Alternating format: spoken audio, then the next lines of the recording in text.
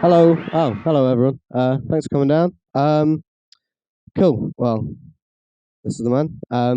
Thanks for coming down, Tony.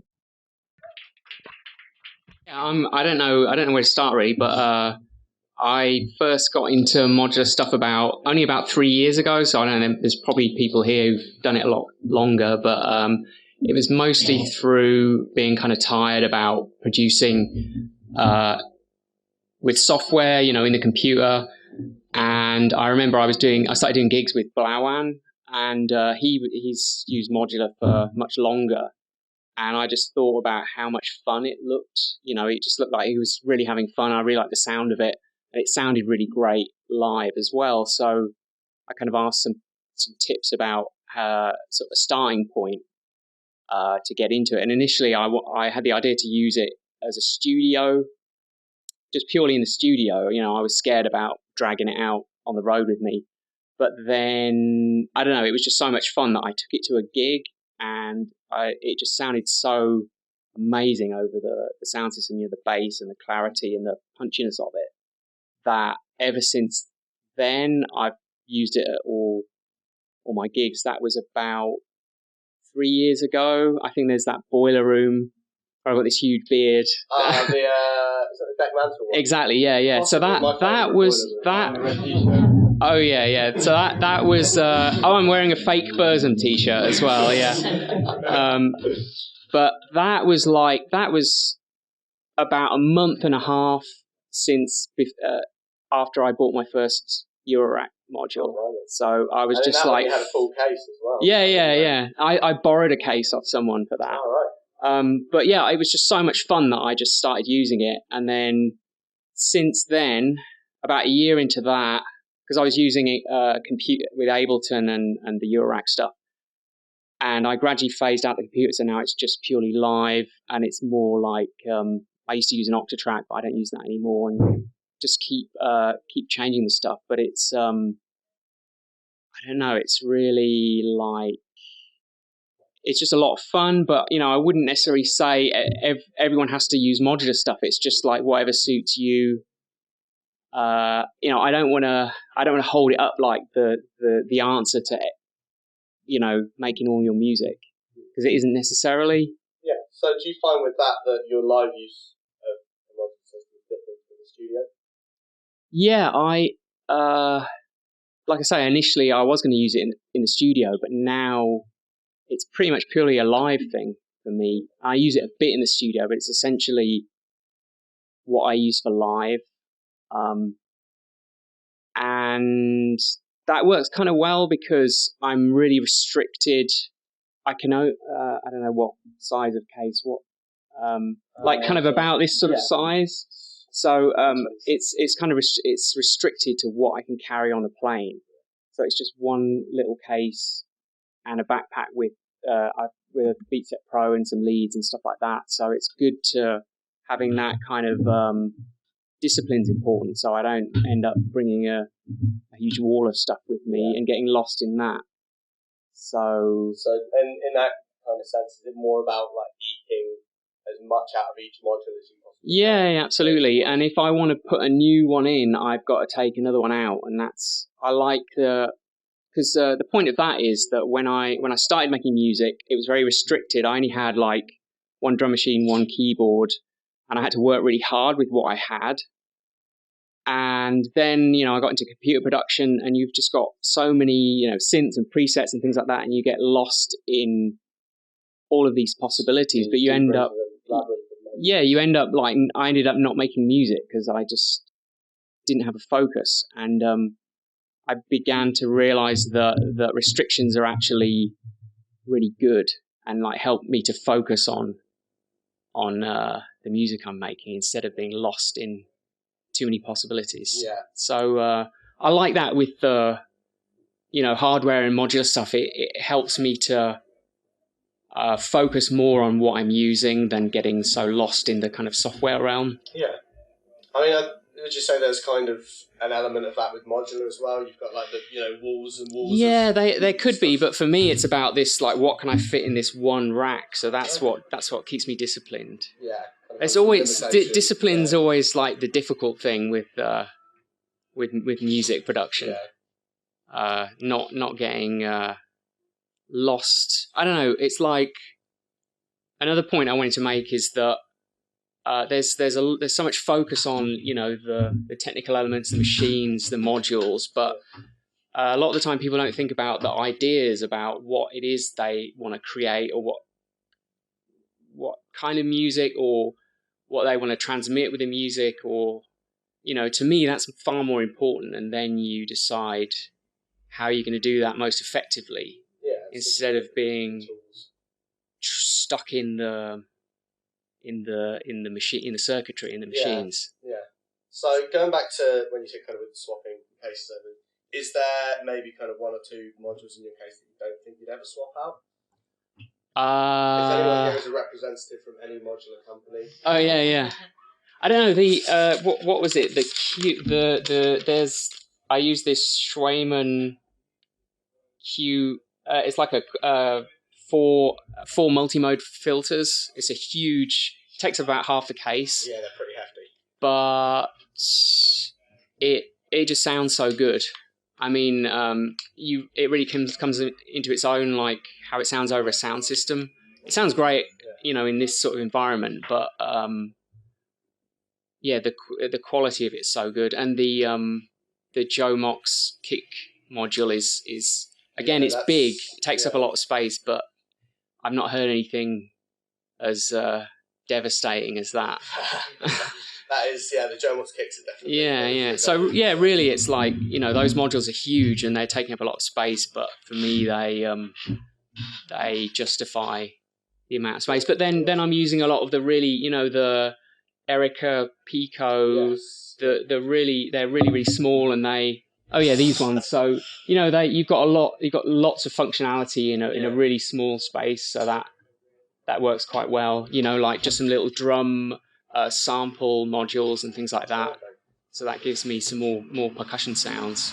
Yeah. So squeeze in. Yeah.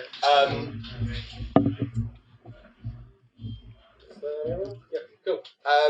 So I mean, with when you say kind of just running it straight through a sound system, is that it now? So just the case straight out into the desk. Yeah, I just have like 4 channels into a mixing desk. I don't use any sort of compression or limiting or anything like that.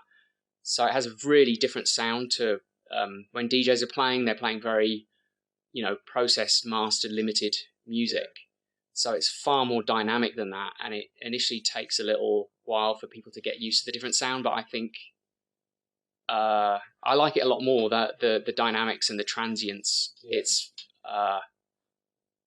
just sounds really different to like when DJs play.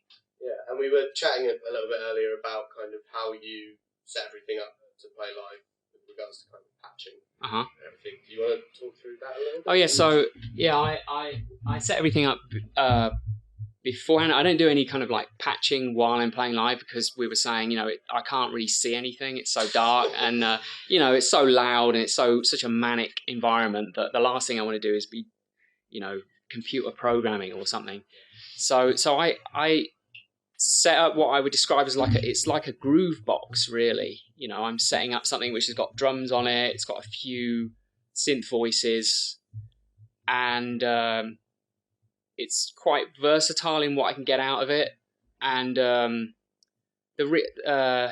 key, a really important part of it, which I've always used the whole time, is a looper, because that way I can feed stuff into the looper, like riffy things, bass lines, whatever, and have that running, and then I can change the settings and then feed a new thing into it, and it'll like blend, and it just gives me like a few seconds to like change stuff. Otherwise, it's really stressful. It's the trying to turn 12 knobs at once. Yeah, that's the thing.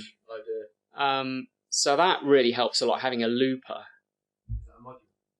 Yeah, that's the what's that? I've got to look because I can't remember what it is. It's the 4MS looping delay. Dual looping delay. Yeah, yes. I used to use an Octatrack for that as well, but I don't like the Octatrack. It's too don't know, it doesn't suit me. Some people like it. Yeah. I guess that's again the kind of the argument with this is that it's again kind of different. I mean, I know people who love Electron gear, but it's just too menu-y, too many menus for me, and it just does my head in. But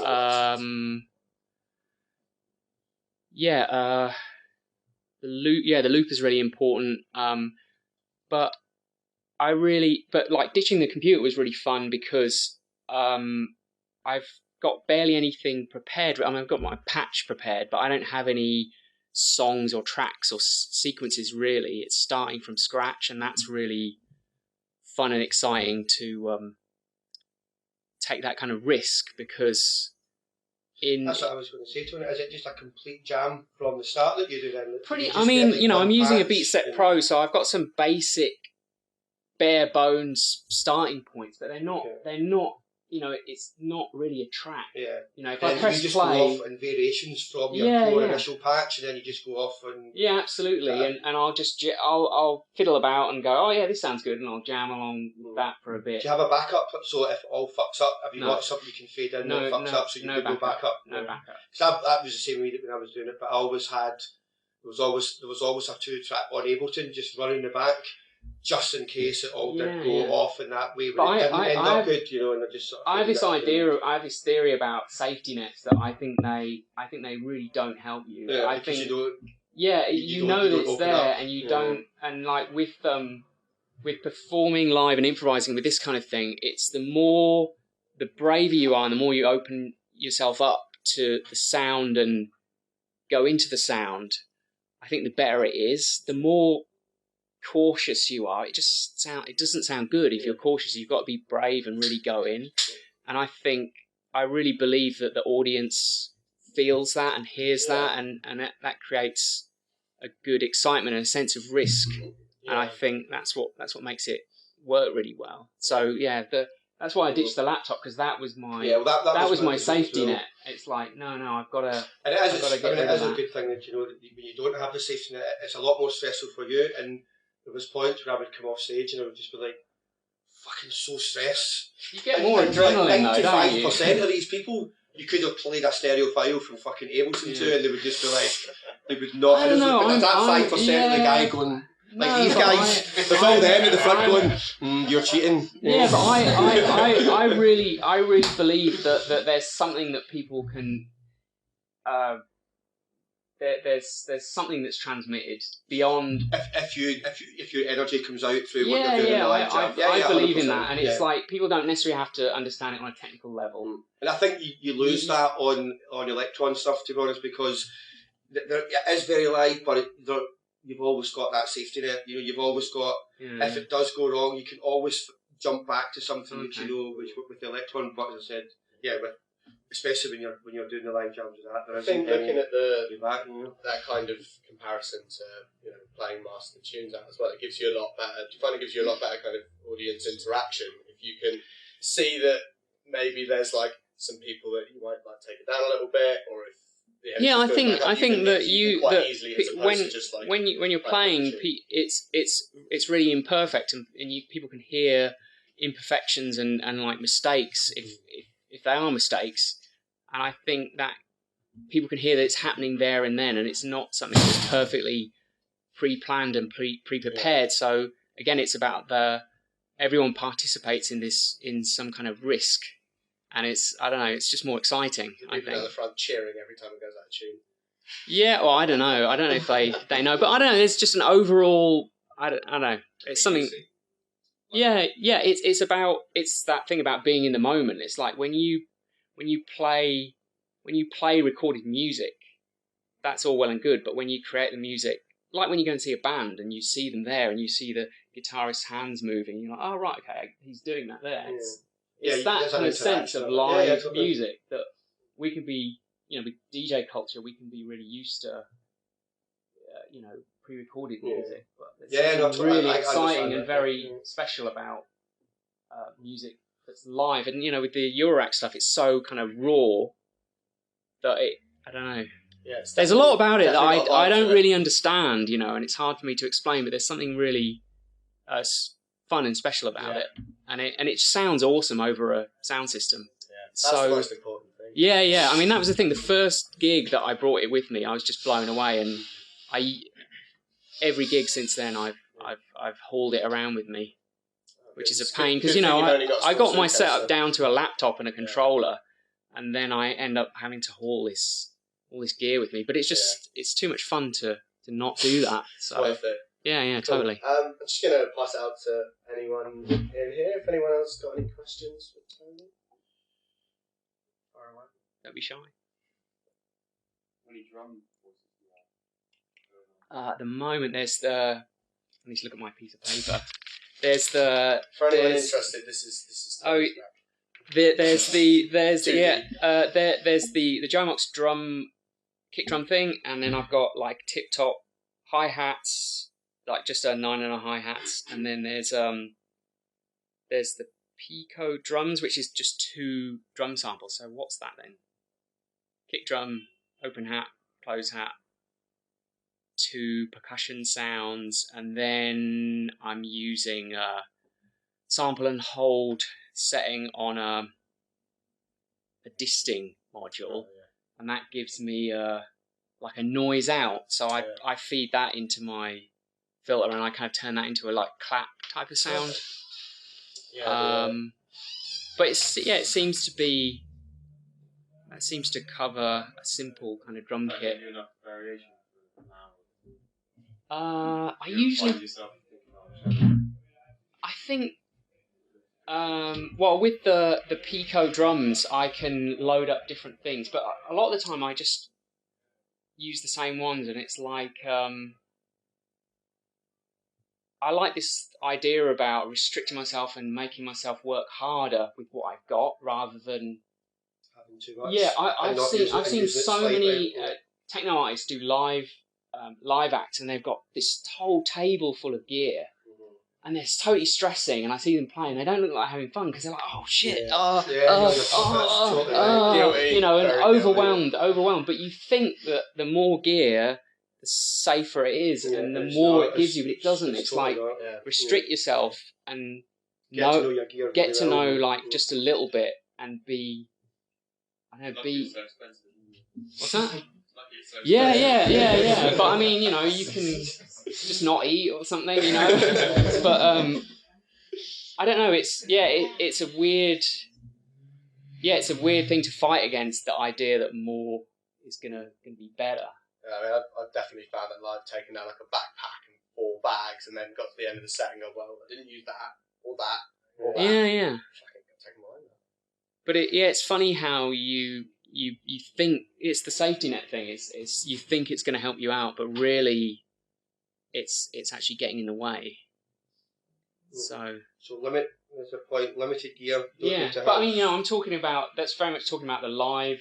You know, I'm talking about the live application. Yeah, if you've got a studio, just buy fucking loads of it. Yeah. Buy it from here. Yeah, that's it. Yeah. But I mean, I think these kind of places are really important to be able to actually people get their hands on stuff. You know, I think like London Modular is another really good one. They do a really good job, and they've lent me like cases in the beginning and stuff like that. And also for people who are interested in it, to be able to come in and, you know, see stuff, check it out, you know, have suggestions and things. For me, that was so important, you know, with Jamie Blawan, for him to give me a starting point, because it was so overwhelming. You look online and it's just like, where do I start, you know? And it is really difficult to have a starting point. So, you know, these kind of places are really good to, you know, even just give people a starting point into it, and then they'll sell their soul. Yeah, and their house and their car. Yeah. The kids. I've got a great module, but I've got no house or car or yeah. But I don't. Yeah, it's a lot of fun. I like it. How do you find the reliability of it? I don't know really about much of that, but is it reliable? Yeah, I've been surprised. I remember in the beginning, like a long time ago, when I started playing in clubs with a laptop, I was so paranoid. It's like, I'm gonna have to buy a laptop like once a month or something. This thing is not gonna last. But it was okay. And the same with this gear. I mean, the case I use is made by a guy in Los Angeles, and it's called Modular Systems, and it's like the lightest case I could find, but it doesn't protect. You know, I wouldn't want to leave it in the rain, and if I dropped it, it would be the end. You know, but so it's not even very well protected. But I don't know, it's pretty. I don't know. It's pretty robust. I've not had anything. Definitely. I don't remember.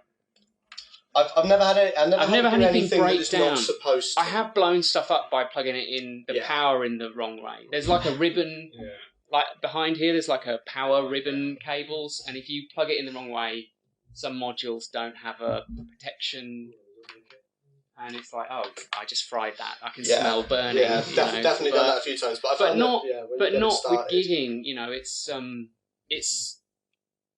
all survived really well. And you know, drinks have got spilled in it a bit, and it's, you know, the atmosphere is really dusty and all of that. But it's survived really well. I mean, how about the beat step? Because I've got beat step. I'm always worried about the little mini USB. Yeah, actually, I know Jamie Blowan uses it well, and he's told me he's been through about 3 or 4 of them, and it was exactly like you say. It was because the little power USB thing's a bit dodgy, but so that's made me really careful about. But he said he's broken a few that way. But mine, I don't know how long have I had mine. I don't know, like 6 months or something. Yeah, it seems to be. I got like one of those deck saver things for it, so it doesn't get too smashed up. But I'm surprised at how well things have stood up to tour, because touring's pretty brutal on gear. Yeah, definitely. And I never check stuff in because I'm just, you know, you see how things get thrown about. But then other people I know do check their gear in Pelican cases. Yeah, but I just would be paranoid about that. It's your baby, isn't it? You put it up. Yeah, but if I turn up at the gig and I've got no gear, then that's really bad. Yeah. That's definitely the one thing I found, is that it can be a little bit temperamental. But once it's on and it's running, what's temperamental? I mean, just with Modular. just with the essence of like accidentally plugging the cable in the wrong way. You know, what with the power? The fact that, you know, it's pretty pure electronics, but as soon as it's on and it's running, it's stable, and it's mine's never let me down. I've got mine in a canvas suitcase. I think there was. Do you know that there's that make noise module called a Rene, and it's got this kind of touch screen. It's a sequencer, but it's got a weird kind of what is it? Capacitor. Yeah, capacitor touch panel thing. And the problem with that was when you're in a club and it's really humid, that doesn't work, and you're like, oh no, my keyboard doesn't work. But so I stopped using that. Yeah. That was a bit frightening. So what we can take from this is don't play in dark, sweaty, noisy clubs, and only play in daylight. Yeah. Unfortunately, that doesn't work. Unfortunately, that doesn't work. But can I ask about? You were talking about you set up a loop and then bring in another part. Are you queuing when you're hearing these new parts, or are you just going straight out? No, I don't do any. I don't know. Someone had very early on asked me about queuing, and it's funny because it's something I'd never thought of doing. It's just like I would visually. I don't know. I know I've got a pretty good idea of when I set something up how it's going to sound, but it's a lot of times it can fool me, and it's just about bringing it in gradually and going, oh, okay, yeah, we'll go with that. And it's a little bit of a decision halfway up. Yeah, but then a lot of the time when I bring something in, I'm like, okay, I'm going to make this work somehow. It's like, I don't know, repetition and reinforcement work really well. When something first comes in, it can sound a bit off, but then when it's looped like 16 times, then it's like, oh yeah, that's great. No matter how bad it sounds, if you keep it going, everyone will listen. Yeah, well, isn't there that thing they say about what is it? If you make a mistake, just repeat it, or something to do with jazz or something like that. Yeah. So it's that kind of approach. I think if you play something once, it's a mistake. If you play it 4 times, it's a phrase. Yeah, that's it. So if you bring something in and you go, oh, and take it out, it sounds like you've made a mistake, but you're like, no, I meant to do that. So, you've got a big smile on your face going, yeah, cool, sorry, okay. It's the screaming feedback, just let it run for a little bit. Yeah.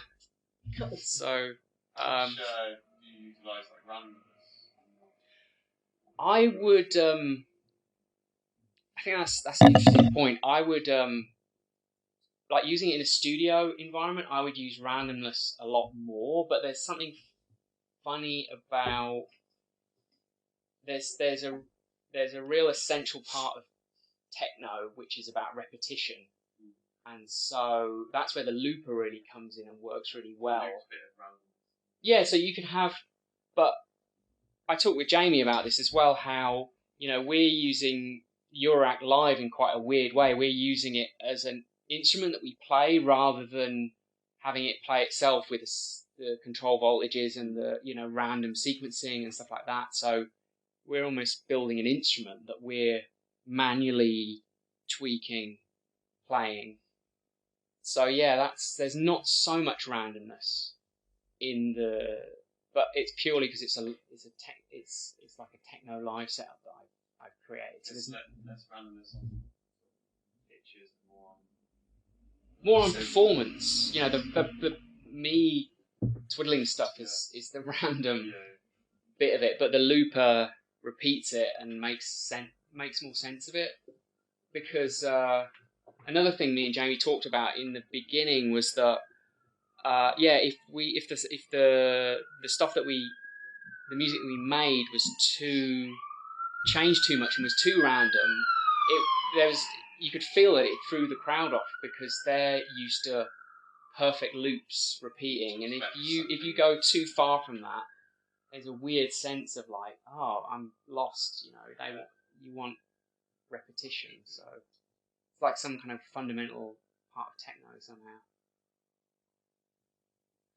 Is everything getting sequenced on the beat set then, or are you using sequences in Modular as well? Yeah, at the moment everything's being sequenced off the beat step, but I have used like sequences in the Modular, and those are really fun. Like I really like the Turing machine, with the kind of the trigger expanders and all that kind of stuff. I guess for that one you've got the element of randomness, but you can also freeze, that generates really good techno-y sort of sequences. But really, it was about freeing up space in the case.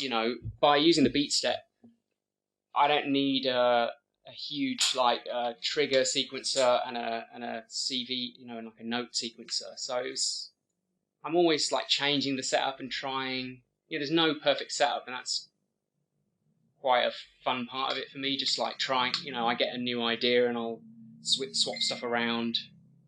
Like I think initially I bought a lot of modules in the beginning, but it reached a point where I kind of felt like I had enough to play around with, and occasionally I'll get something new, but it's largely about swapping in and out the stuff that I already have, and it's just trying to come up with ways of making more space in the case. I guess if you limit yourself by the size as well, it's the case. I want a filter, but I need one that does this. So then you've got to find something that fits in.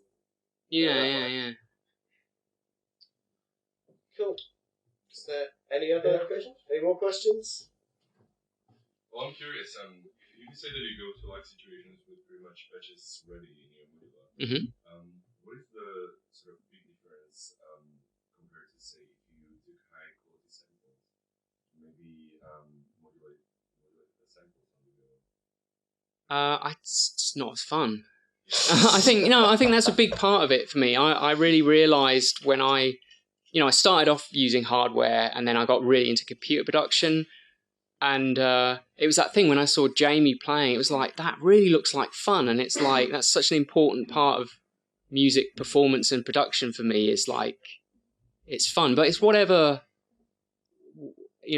turns you on, whatever you find is fun.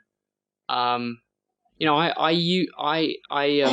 performed like DJing with a laptop, using Ableton in all different kinds of permutations for like about 11, 12 years. I really enjoyed that, but I kind of, I felt like I needed to shake things up and change things just to challenge myself, and, being stuck in the same production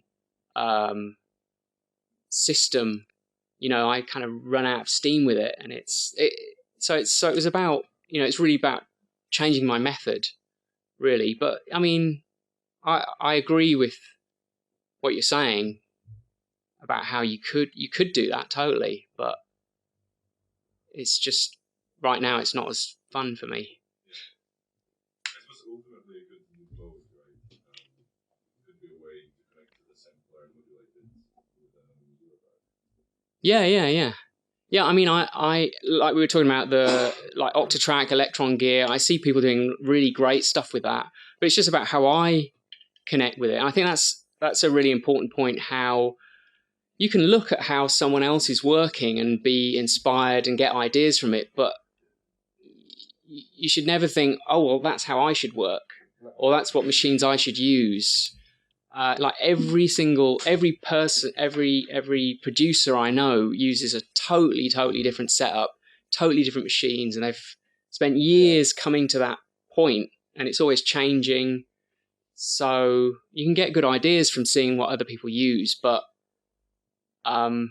it's like another trap to think, oh, I have to have XYZ machine. I think it's something that kind of makes it a bit more sensible in like a traditional instrument sense. So if every guitarist in the world used the same guitar with the same pedals and the same tuning, music would be fucking terrible.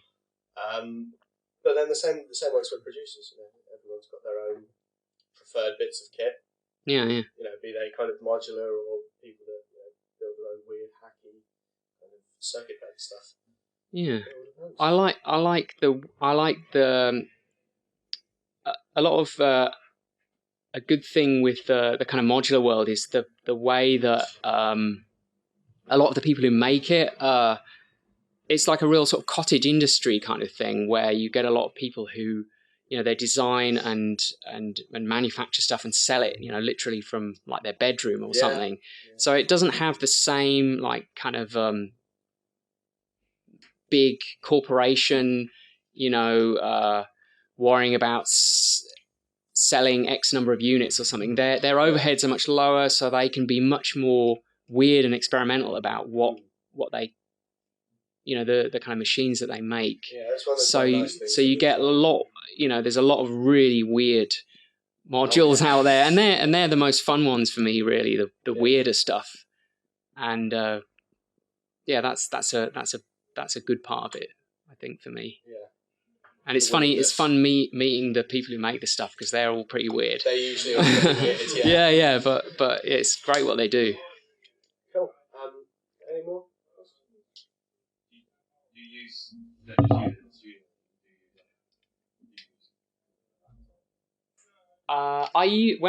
When I make music in the studio, I use it in quite a different way, and I use a computer as well. It's kind of like as a multi-track recorder, really, and put things together that way. But live, at the moment, I don't. In the studio. Oh yeah. I find it really good for creating raw material that I kind of put together, arrange, mix and such in the. Yeah, I mean, it's good because you could take a little part of it, or you could have a full section of it, and it's quite. That's for me. That's a fun way of. Create your own. Yeah. But yeah, I don't know. I don't really have the patience to cut stuff up that much. But you could do, yeah. Guys, Tony's got to leave about 6. So what we'll do, I'm just going to let, I'll probably wrap this up now, let Ben have a wee little jam in the background. Tony's going to hang about for 10 minutes. If you were frightened to like speak out loud, you can give him some chat, and unless you want to have a little jam. Oh, no, I'll leave it to you. I'll leave it to you. That was Tony to have a little jam. Like get right on your. Why don't the two of you do it together? I'll watch him for a bit. And see. Yeah. Go for it.